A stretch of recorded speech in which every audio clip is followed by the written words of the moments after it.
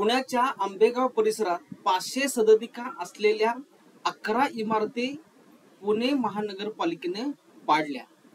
पिंपरी चिंचवड महापालिकेनं 17 अनधिकृत बांधकामे जमीनदोस्त केली.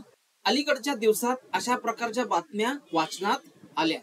नमस्कार मित्रांनो, मी प्रवीण कुलकर्णी, तुमचा प्रॉपर्टी कन्सल्टंट आणि कुलकर्णी कन्सल्टन्सीच्या नॉलेज सेंटरवर पुन्हा एकदा तुम्हा सर्वांचे मनापासून स्वागत आहे. अनधिकृत घर विकत घेण्याच्या परिणामांवर चर्चा करणार आहे आणि त्याबद्दल जनजागृती करणार आहे.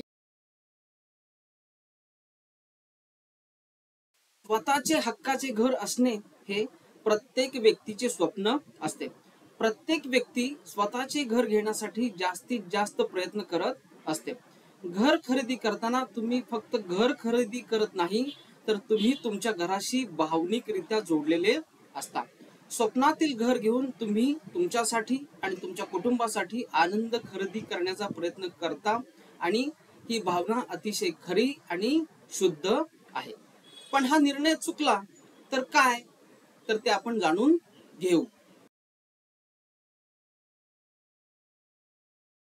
कल्पना करा की स्वतःच्या घराचे स्वप्न जर भंगले तर तुम्हाला आणि तुमच्या कुटुंबातील सदस्यांना कसे वाटेल. तुमची आणि तुमच्या कुटुंबाची परिस्थिती कशी असेल. तुम्ही आणि तुमचे कुटुंब कठीण परिस्थितीत असेल. तुमच्या समोर आर्थिक संकटही असेल. तुम्हाला आणि तुमच्या कुटुंबाला मनस्ताप सहन करावा लागेल. कायदेशीर प्रक्रिया आणि खटल्यांना खूप वेळ लागतो आणि तोपर्यंत तुम्ही तुमचे कष्टाचे पैसे आणि वेळ गमावू शकता. अशा प्रकारच्या केसेस मधून काहीही निष्पन्न होत नाही. त्यामुळे अनधिकृत घर खरेदी करणे टाळा. अनधिकृत घर खरेदी करण्याचा विचारही मनात आणू नका. तुमच्यासाठी आणि तुमच्या कुटुंबासाठी फक्त अधिकृत आणि कायदेशीर घर खरेदी करा. घर अधिकृत किंवा कायदेशीर आहे की नाही हे जाणून घेण्यासाठी तुम्ही सुरुवातीला 4 गोष्टी तपासू शकता.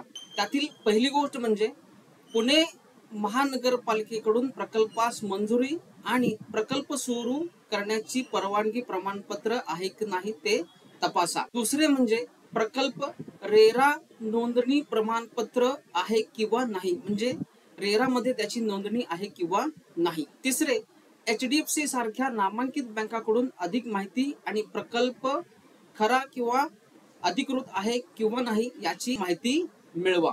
मालमत्ता सल्लागाराशी संपर्क साधणे आणि प्रकल्पाची योग्य आणि खरी माहिती मिळवणे.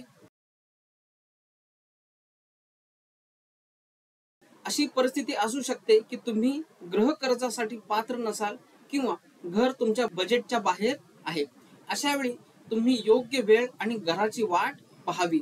घराच्या उद्देशानं बचत केलेले पैसे वेगळ्या आणि सुरक्षित ठिकाणी ठेवावेत. नजीकच्या भविष्यात तुमच्या बचत केलेल्या रकमेमध्ये अधिक पैसे जोडा, जेणेकरून तुम्ही योग्य अधिकृत आणि कायदेशीर घर खरेदीची संधी घेऊ शकाल. मला आशा आहे की तुम्हाला हा व्हिडिओ आणि माहिती आवडली असेल.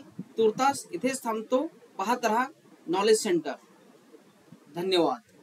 जर तुम्हाला घर खरेदी करायचे असेल आणि तुम्ही योग्य माहितीच्या शोधात असाल तर तुम्ही आमच्याशी संपर्क साधू शकता. संपर्क करण्यासाठी डिटेल्स खाली डिस्क्रिप्शन बॉक्स मध्ये दिलेले आहेत.